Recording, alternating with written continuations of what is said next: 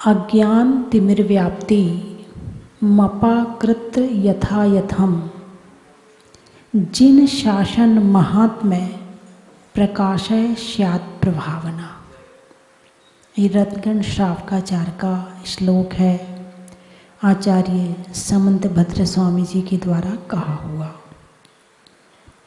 और इसमें बताया है कि जिन धर्म की प्रभावना करनी चाहिए, जिन शासन महात्म्य महिमा बढ़े। किनकी महिमा बढ़े? भगवान की महिमा बढ़े। भगवान अपनी महिमा खुद तो कहेंगे नहीं, भगवान तो अपने आत्मा के ध्यान में लीन हैं, तो भगवान अपनी महिमा खुद नहीं कहेंगे, तो कौन कहेगा भगवान की महिमा? भक्त कहेंगे, है ना। कैसे इस धर्म को धारण करके लोग सुखी हों, टेंशन रहित हों, दुख रहित हों, कैसे अपना आत्मा का कल्याण करें, कैसे राग और मोह से मुक्त होकर के अपने जीवन को सुखी करें।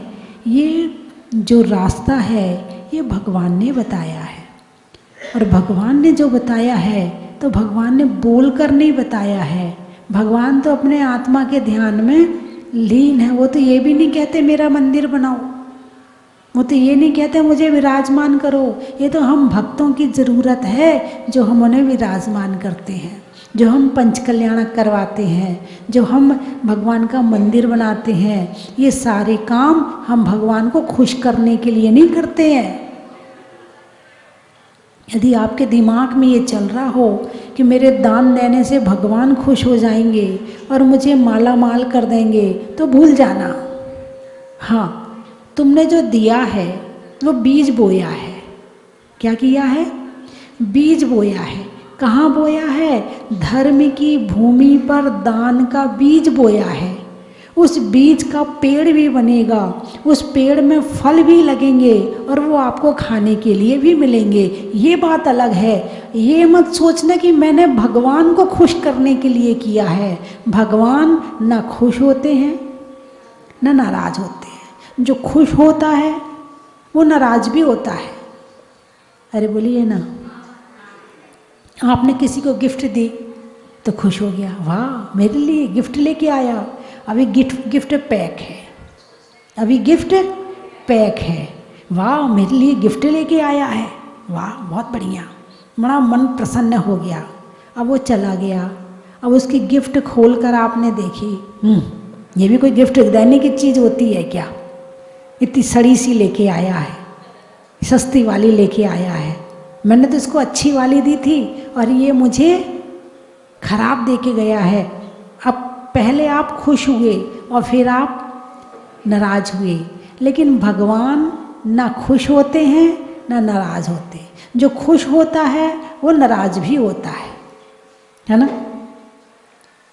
और यही चलता रहता है यही जिंदगी में। कुछ मिल गया मन का तो खुश, मन का ना मिला तो नाराज। भगवान ने वस्तुओं से मोह ही छोड़ दिया। उन्हें वस्तुओं की आवश्यकता ही नहीं है, उन्हें ज़रूरत ही नहीं है। ना खुश होते हैं ना नाराज होते हैं, वो तो अपनी आत्मा के ध्यान में लीन रहते हैं, है ना। तो जिन शासन की प्रभावना करना, जिन शासन महात्म्य प्रकाशय स्यात् प्रभावना, इसको कहा है प्रभावना।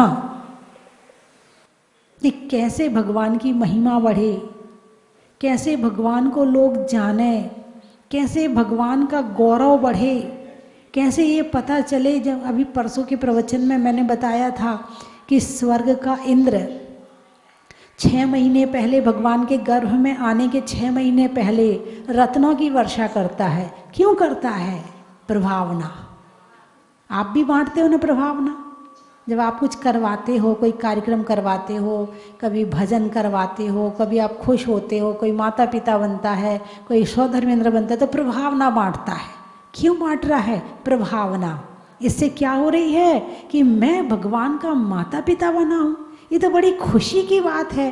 तो उस पद का गौरव बढ़ जाता है। कब? जब प्रभावना बांटी जाती है। फिर जब तक वो चीज़ उसके पास में रहती है तब तक याद करता रहे, वो उनके यहाँ माता पिता बने थे ना, वो सौधर्मेंद्र बने थे ना, तो इनके यहाँ से मिला था ये गिफ्ट उनके घर की। ये प्रभावना चलती रहती है और कब तक चलेगी पता नहीं है। तो प्रभावना करने के लिए भगवान का गुणगान, चाहे किताब बनवा के, चाहे अखबार में छपवा के, चाहे जुलूस निकलवा के, चाहे बैनर लगा के, चाहे किसी भी तरह से भगवान की, जिन धर्म की प्रभावना करनी चाहिए। ये सम्यक दर्शन का एक अंग है। क्या है? यदि आपके अंदर ये भावना है कि मैं कैसे दूसरों को धर्मात्मा बनाऊं, तो समझना आपको सम्यक दर्शन, अरे बोलिए ना, या तो हो गया है और या होने वाला है, यदि आपके मन में ऐसी भावना है तो। वरना क्या होता, देखो जी, विधान में हम तो आ जाएंगे, घर वालों की गारंटी हम नहीं ले रहे, हम उनसे कुछ नहीं कहते, हम उनसे कुछ कहते ही नहीं है। हाँ, हम आ जाएंगे, बस हमारी मान लो कि हम अपनी गारंटी दे रहे। ऐसा कहते हो कि नहीं कहते हो? हैं? यदि किसी सभा में बढ़िया कार्यक्रम चल रहा है, प्रवचन चल रहे हैं, और तुम्हें घर जाना है और तुम बैठे हो बीच में, अब बीच में खुसर फुसर शुरू चल रही क्या? अब देख, हो तो गए प्रवचन, 1 घंटा हो गए, अब इतनी देर तक कहाँ तक सुने? चल रही क्या? देर हो रही, भूख भी लग रही है। अच्छा, नहीं, वो कह रही मैं नहीं जा रही। अब इस पड़ोसन से शुरू हो गए, तू चल रही क्या? देख, तेरा घर पहले पड़ता, मेरा बाद में पड़ता, साथ साथ निकल जाएंगे, साथ भी मिल जाएगा, चल रही क्या? अब उसने भी मना कर दिया। अब पीछे वाले को पकड़ा, अब प्रवचन चल रहा है, उसको प्रवचन सुनाई नहीं पड़ रहे हैं, फिर आगे वाले को पकड़ा उसने। बोली ऐसा करते हो कि नहीं करते हो? हैं? करते हो ना। यानी सभा से उठोगे तो 4 को लेके उठोगे, सभा से उठोगे तो 4 को लेके उठोगे, और घर से आओगे तो किसी से पूछ के नहीं आओगे, चल मंदिर चल रही क्या? चल मैं मंदिर जा रही, पूजा करूँगी, तो पूजा कर रही क्या? हाँ, चल मैं स्वाध्याय कर रही हूँ, चल तू भी स्वाध्याय कर रही क्या? अरे मैंने उपवास लेने हैं, नमोकार मंत्र के व्रत लेने, तू भी ले ले, बहुत अच्छा रहेगा, दोनों साथ साथ कर लेंगे। कभी ऐसा किया? अरे बोलिए ना। वहाँ से तो अकेले चले आते, मेरा टाइम हो गया, मैं तो जरा, तू अपने आप आते रहना, तेरी मैं कोई गारंटी नहीं कि मैं तुझे साथ लेके जाऊँ, मैं तो जा रही हूँ। कभी ऐसा किया कि बहू चल जल्दी दोनों मिलके काम कर लेते हैं, दोनों प्रवचन में चलेंगे? नहीं, बहू को छोड़ा और सास चली आई, अथवा बहू ने सास को छोड़ा और बहू चली आई। कभी ऐसा किया है? ऐसा तो किया है, मगर साथ चलने वाला काम एक होता है कि धर्म सभा से उठा के तो ले जाते हो, मगर धर्म सभा में लाते नहीं हो। अरे बोलिए ना। अभी कल एक ग्रुप आया है कलकत्ता गुवाहाटी वालों का, उनकी 40वीं शादी की सालगिरह थी। वो 40 लोगों को तीर्थ यात्रा करवा रहे हैं, 40 लोगों को। ये भी प्रभावना है, ये भी क्या है? प्रभावना है। धन का सदुपयोग है। कम हो तो संतोष करो और ज़्यादा हो तो दान करो। तो प्रभावना किस तरह से हो सकती है? आप कभी सभा से उठो तो किसी को पता ना चले, चुपचाप उठ के चली जाओ। ऐसा ना हो कि तुम्हारे कारण औरों के प्रवचन छूट जाएं, और जब आओ तो 10 जनों से पूछ के आओ, फ़ोन करके आओ, मैं जा रही हूँ मंदिर, तुम भी आ जाओ, चलो अपन साथ में पूजा कर लेंगे, चलो आज अपन साथ में ये काम कर लेंगे। 10 जनों को पूछो, लेकिन होता क्या है? अरे बोलिए ना, उल्टा करते हैं। हाँ, मंदिर में कुछ बट रहा हो और बच्चे के 6 माही के पेपर चल रहे हो, है ना, और कीमती चीज़ बट रही हो, तो उसका पेपर छुड़वाओगे नहीं छुड़वाओगे?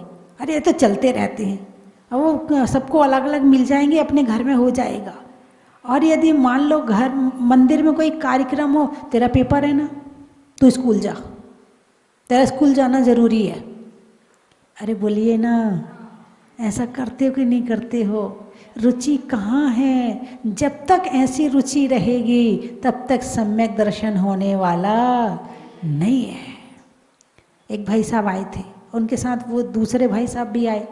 बोले माता जी इनको तो सारा श्रेय जाता है मेरी पूजा का, मेरे अभिषेक का, मेरे मंदिर जाने का। बोले क्यों? तो बोले इन्होंने ही मुझे कहते रहते थे बेटा अभिषेक कर लिया कर। मैं जब भी मंदिर में जाता बेटा कर ली, बड़े प्यार से कहते थे, डांटते नहीं थे कि तू जैनी है, तू ये नहीं कर सकता, तू वो नहीं कर सकता, ऐसे नहीं कहते थे। बेटा अभिषेक किया कर, आ जाया कर सुबह सुबह, चल सप्ताह में एक बार आ जाया कर। बड़े प्यार से बड़े पुचकार के बुलाते थे, फिर धोती खुद पहनाते थे। ऐसे कर कर के हमारे इन भाई साहब ने ना जाने कितनों को अभिषेक की लाइन पे लगा दिया। किसी साधु की बात नहीं बता रही, श्रावक की बात बता रही हूँ, है ना।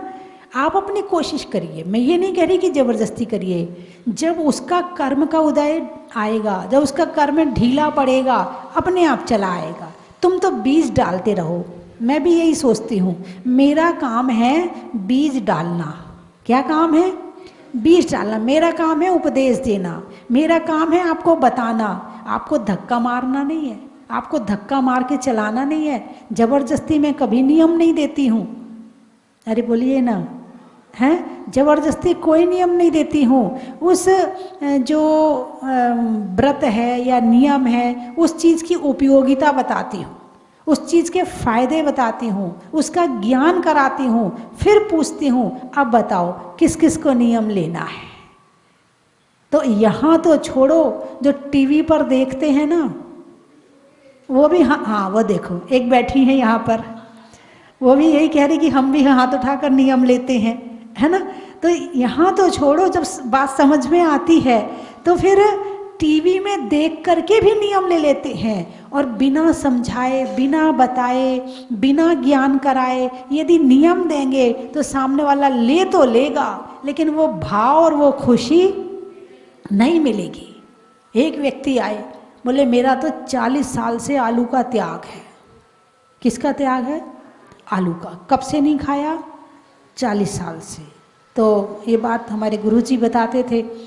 तो गुरुजी ने कहा भाई तू तो बहुत बड़ा धर्मात्मा है, तूने 40 साल से, बोले मैं रात्रि भोजन नहीं करता, मैं आलू नहीं खाता, मैं मंदिर जाता। बोले तू तो बहुत बड़ा धर्मात्मा है। बोले नहीं नहीं, वो धर्मात्मा वाली कोई बात नहीं है। तो फिर क्या बात है? बोले एक महाराज जी के चक्कर में फंस गया था।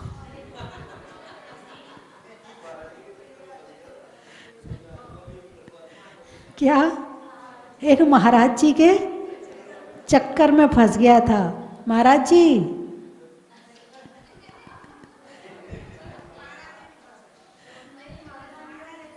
नहीं फंसाते हैं, 40 साल से आलू का त्याग है। उनसे कहा आप बहुत बड़े धर्मात्मा। बोले नहीं नहीं, एक महाराज जी के चक्कर में फंस गया था, इसलिए मेरे आलू का त्याग हो गया था। है ना बंधुओं, पहले उस चीज़ को समझो, डीपली जाओ, गहराई में जाओ। अब बहुत सारे अपने मुनिराज हैं जो ब्राह्मण हैं, जन्म कहाँ लिया?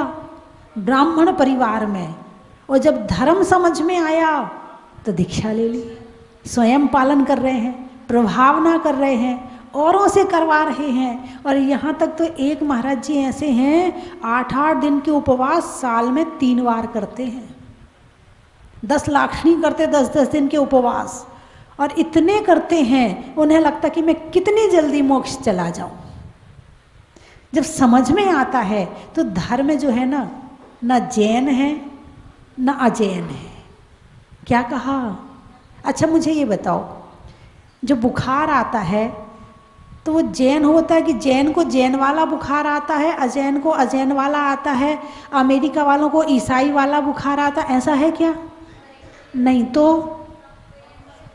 सबको एक जैसा आता है। अच्छा, तो उसकी दवाई जो है वो जैन की अलग दवाई होती है, अजैन की अलग दवाई होती है, ईसाई की अलग होती है, हिंदू की, ऐसा है क्या? नहीं, दवाई भी एक ही होती है। अरे वाह, ये तो बड़ी अच्छी बात बताई आपने। अच्छा, जो बुढ़ापा आता है तो सबको, मतलब जैन का बुढ़ापा अलग है, अजैन का अलग है, ऐसा कुछ सिस्टम है क्या? नहीं, वो भी एक सही है। अच्छा, जब मनुष्य जन्म लेते हैं तो जन्म लेने का वही 9 महीने वाला सिस्टम है क्या कि सबका अलग, किसी का 7 महीने का होगा, ये जैन है चलो इनको थोड़ी सी छूट है तो 6 महीने में इन्हें फ्री कर दो, तो 6 महीने में बाहर आ गया, ऐसा कुछ ऐसा है क्या? अरे बोलिए ना, नहीं है। मतलब जो अच्छा, तो जो खून का रंग है वो ऐसा है कि किसी का सफ़ेद हो, किसी का लाल हो, किसी का काला हो, ऐसा है क्या? तो सबका एक सा रंग है। अच्छा, ओहो, आपने तो बड़ी अच्छी बात बताई। जैसे शरीर का सिस्टम सबका एक सा होता है, ऐसे ही आत्मा सबकी एक सी होती है।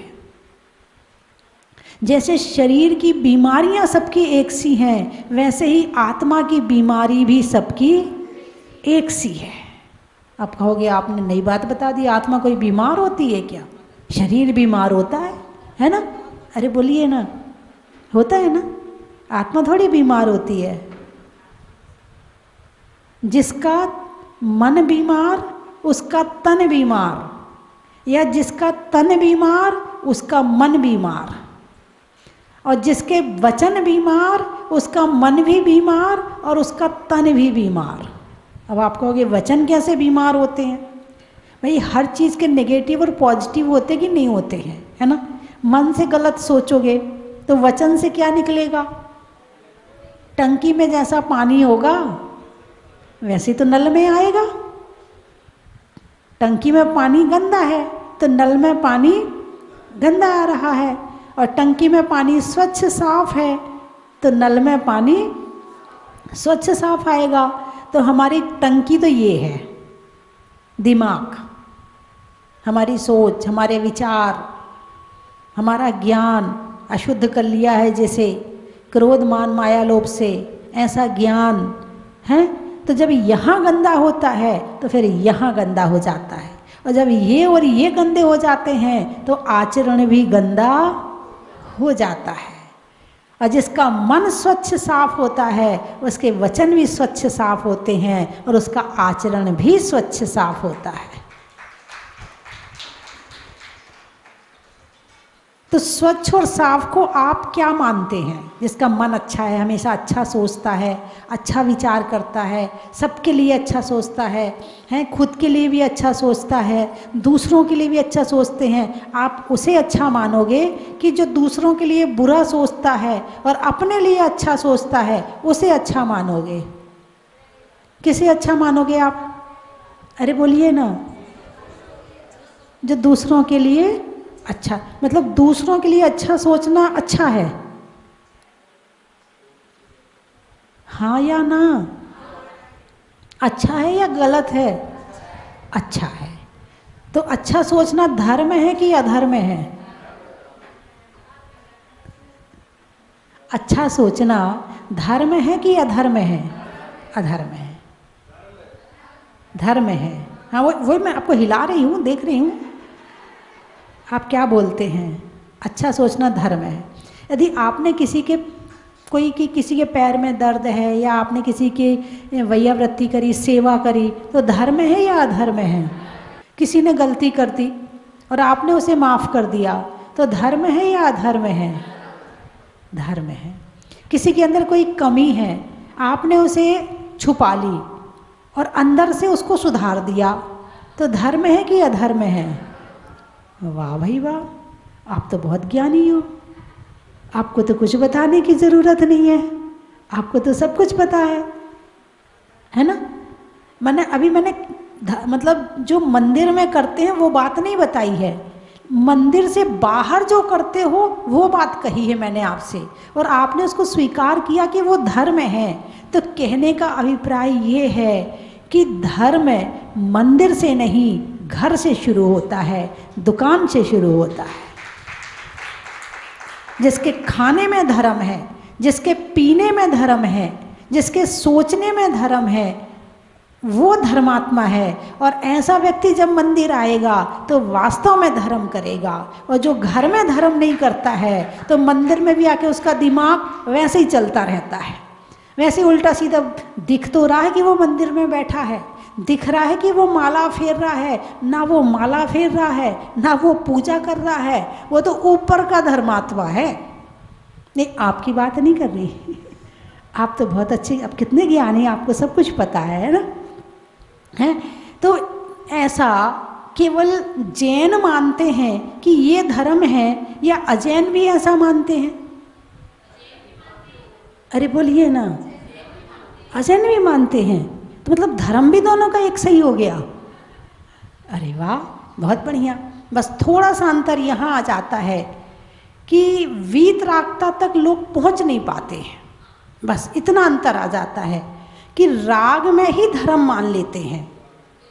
जो व्यवहार धर्म है वो तो दोनों का एक सा है, लेकिन जो निश्चय धर्म है तो व्यवहार धर्म को धर्म मानकर वहीं रुक जाते हैं, लेकिन जैन धर्म उसके आगे और ले जाता है, वीतरागता तक ले जाता है, आत्मा को शुद्ध करने तक ले जाता है। और आत्मा की शुद्धि कैसे होती है, जैन धर्म वहाँ तक ले जाता है। हिंदू धर्म में राम को मानते हैं, जैन धर्म में राम को मानते हैं। हिंदू धर्म में हनुमान को मानते हैं, जैन धर्म में हनुमान को मानते हैं। जैन धर्म राम के राज्य अवस्था का सम्मान करता है, आदर करता है, लेकिन उनकी त्याग अवस्था की पूजा करता है।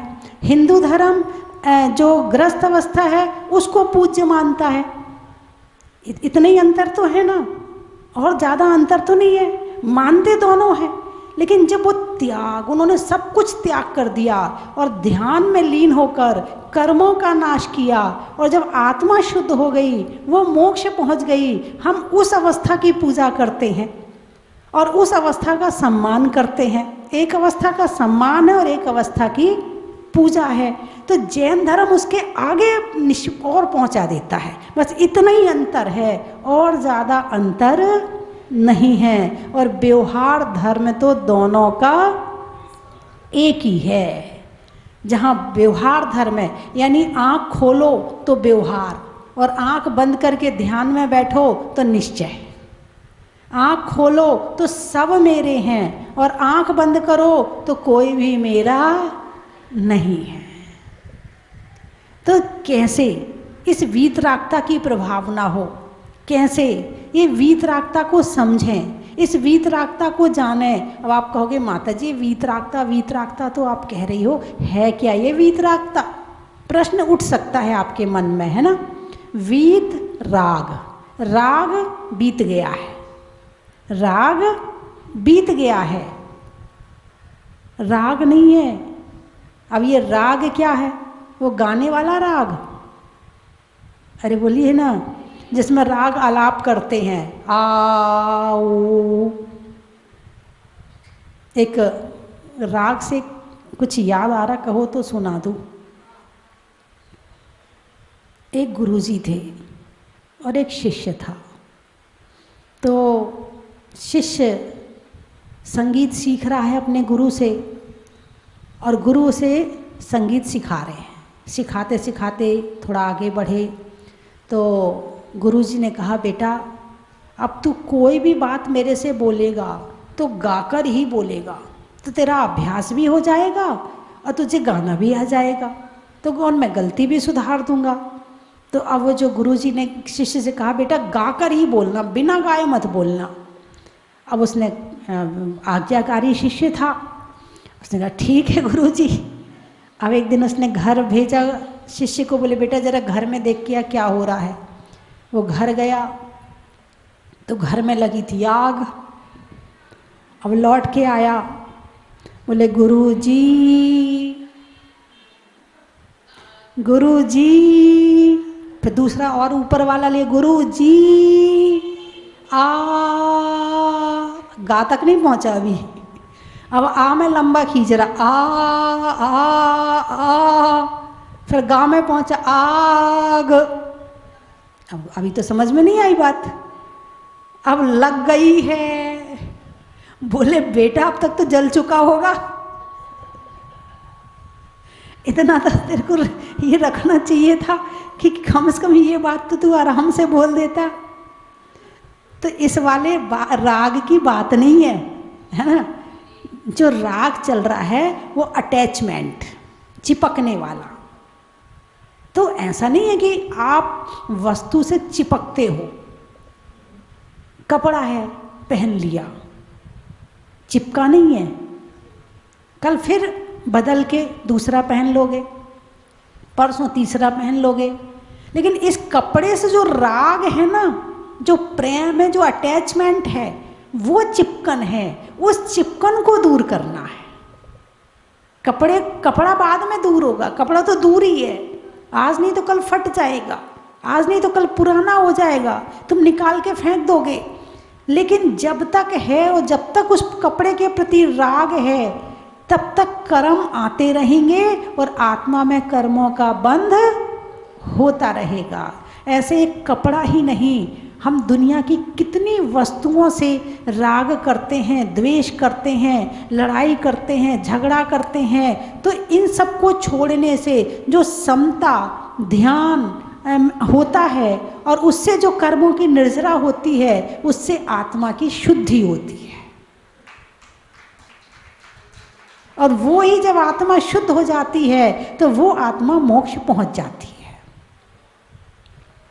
तो ऐसे जिन धर्म की प्रभावना कठिन तो है क्या? अरे बोलिए ना, कठिन तो है। मैं ये नहीं कह रही कि कठिन नहीं है, कठिन है। कठिन क्यों है? क्योंकि अनादि काल से राग और मोह ही किया है। जंगल में नाग का, शहरों में बाघ का, और राग के त्याग का। राग त्याग होता जाएगा तो सब अपने आप छूटता जाएगा, है ना। रात्रि में शशि का, शशि जानते हो, चंद्रमा। रात्रि में शशि का, युद्ध में असी का, असी यानी तलवार, युद्ध में असी का और आने वालों में हांसी का। बारिश में छाता का, बैंक में खाता का और आने वालों में कोलकाता का। पानी में मगर का, चलने में डगर का, आने वालों में विजयनगर का। भोजन में दाल बाटी का है, ट्रेन में टीटी का और आने वालों में गुवाहाटी का। त्रियंचों में बिल्ली का, डंडा में गिल्ली का और आने वालों में दिल्ली का। एटा, बच्चों में टाटा का, माँ के बेटा का और आने वालों में एटा का। गणेशपुर, पशुओं में खुर का, गाने में सुर का और आने वालों में गणेशपुर का। ग्वालियर, जंगल में डियर का, छोड़ने में बियर का और आने वालों में ग्वालियर का। रिश्तों में ससुर का, देवों में असुर का और आने वालों में जयपुर का। हिंदी में मात्रा का, स्कूल में छात्रा का और आपकी तीर्थ यात्रा का। बोलिए 24 भगवान की।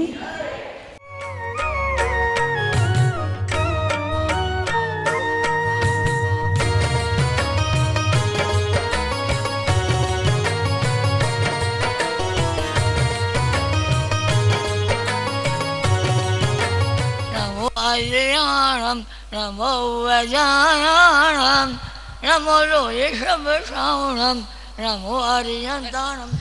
सबको जय जिनेंद्र। मैं ममता जैन और ये मेरे भैया विनोद भैया, ये मेरी दादी माँ कमला देवी धाकड़ा, चेन्नई सीकर से।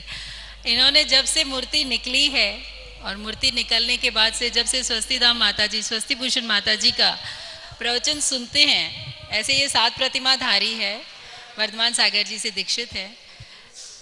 इन्होंने ये भावना भाई कि मुझे इस मंदिर में आना है और आज इनका ये सपना पूर्ण हो गया है। आज बाकी पता नहीं फिर वापस कब आ पाएंगे, नहीं आ पाएंगे, पर आज अच्छा मिला और सौभाग्य भी अच्छा रहा कि आते ही सुबह सुबह अभिषेक वगैरह, प्रक्षाल वगैरह में, शांति धारा में सभी सहयोग मिला।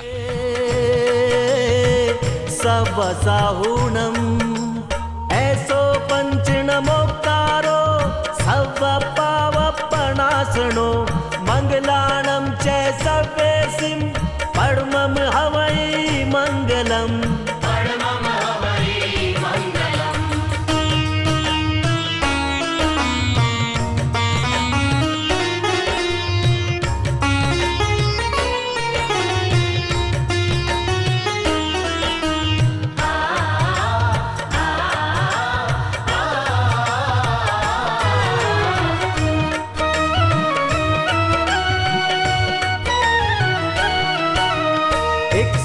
आठ गुणों का स्वामी, इस महामंत्र का कोई न सानी। 108 गुणों का स्वामी, इस महामंत्र का कोई न सानी। नागों के दुख दूर भगाए, यही अनादि मंत्र कहलाए। यही अनादि मंत्र कहलाए। यही अनादि मंत्र कहलाए। नमो हरिहंताणं, नमो श्रीसिद्धाणं, नमो आयर्याणं, नमो वज्रायाणं, नमो लोए सवसाहुणम्। ऐसो पंच नमोकारो सव पावपणासनो। मंगलाणं च सर्वेसिं परमं हवै मंगलम्। परमं हवै मंगलम्।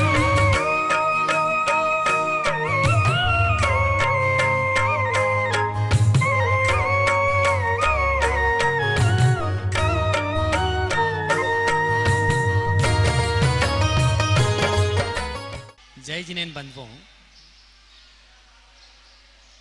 एक महासौभाग्य, परम सौभाग्य हम सबको मिलने जा रहा है। आने वाली 1 नवंबर को परम पूजनीय भारत गौरव स्वस्ति धाम प्रणेता गुरुमा गणनियारे का स्वस्ति भूषण माता जी के 54वें अवतरण दिवस के पावन अवसर पर इस स्वस्ति धाम जहाजपुर के पावन आंगन में मुनीश्वरनाथ भगवान की छत्र छाया में एक विशाल जनहितार्थ चिकित्सा शिविर, एक नेत्र चिकित्सा शिविर एवं रक्तदान शिविर का आयोजन हो रहा है, जिसमें सभी तरह की बीमारियों का इलाज निःशुल्क किया जाएगा। बंधुओं, पूज्य गुरुमा जिन्होंने अकेले ने इतना बड़ा बीड़ा उठाया मुनीश्वरनाथ भगवान को जहाज मंदिर में विराजमान करने का, जिनकी साधना और तपस्या के फल से आज जहाजपुर में जहाज मंदिर बना, जो विश्व की अद्वितीय अनुपम अलौकिक धरोहर बन चुका है। हम अकेले ही चले थे राहे मंजिल पे, मगर लोग जुड़ते गए, कारवां बढ़ता गया। आज मुनीश्वरनाथ भगवान के भक्तों की संख्या दिनों दिन बढ़ती जा रही है। ये बाबा का अतिशय है और पूज्य गुरुमा स्वस्ति भूषण माता जी की साधना और तपस्या का फल है। बंधुओं, ऐसी गुरुमा के जिनके वात्सल्य से लाखों भक्त जब एक बार आते हैं, पूज्य माता जी के दर्शन करते हैं, तो उनके ही होकर रह जाते हैं, स्वस्तिमय हो जाते हैं। ऐसी पूज्य गुरुमा स्वस्ति भूषण माता जी के अवतरण दिवस पर स्वस्ति धाम जहाजपुर में 1 नवंबर को जो विशाल जनहितार्थ चिकित्सा शिविर, रक्तदान शिविर और आई कैंप है, उसमें आप पधारें, शिविर का लाभ उठाएं। धन्यवाद। कंचन की थाल को सजाओ रे आज, रत्नों की थाल को भर लाओ रे आज। आओ आओ करे रे गुणगान आरती भगवन की। आओ आओ करे गुणगान आरती भगवन की। आओ आओ करे रे गुणगान आरती भगवन की।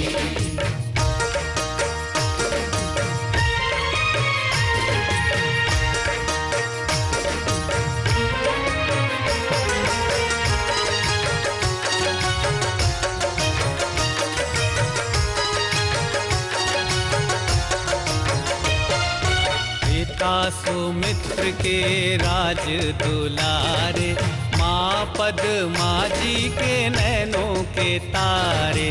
पिता सुमित्र के राज दुलारे, माँ पद्मा जी के नैनों के तारे। राजगृही में जन्म लियो आप, राजगृही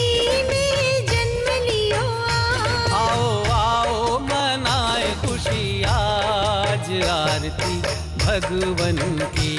आओ आओ करे रे गुणगान, आरती भगवन की। आओ आओ करे रे गुणगान, आरती भगवन की।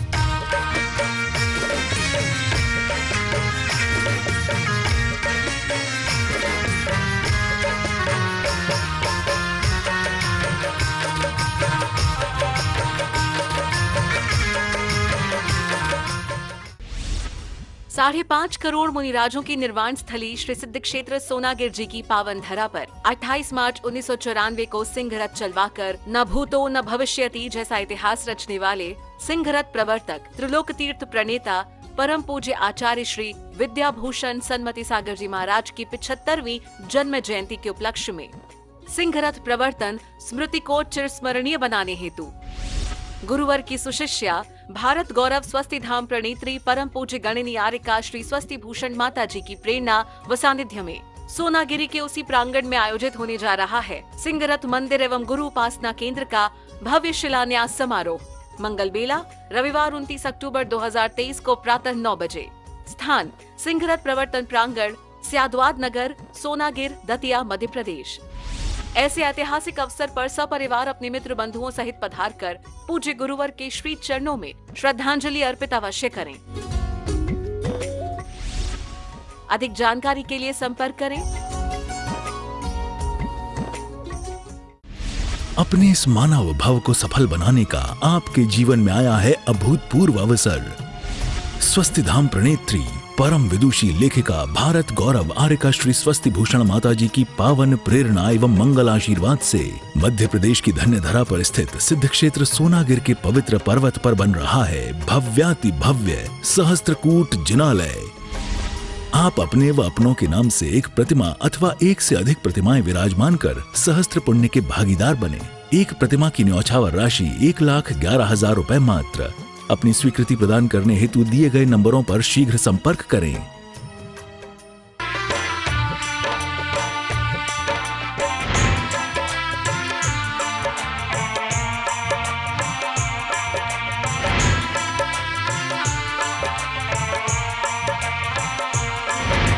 चलो रे चलो रे चलो चलो रे चलो रे चलो चलो जहाजपुर।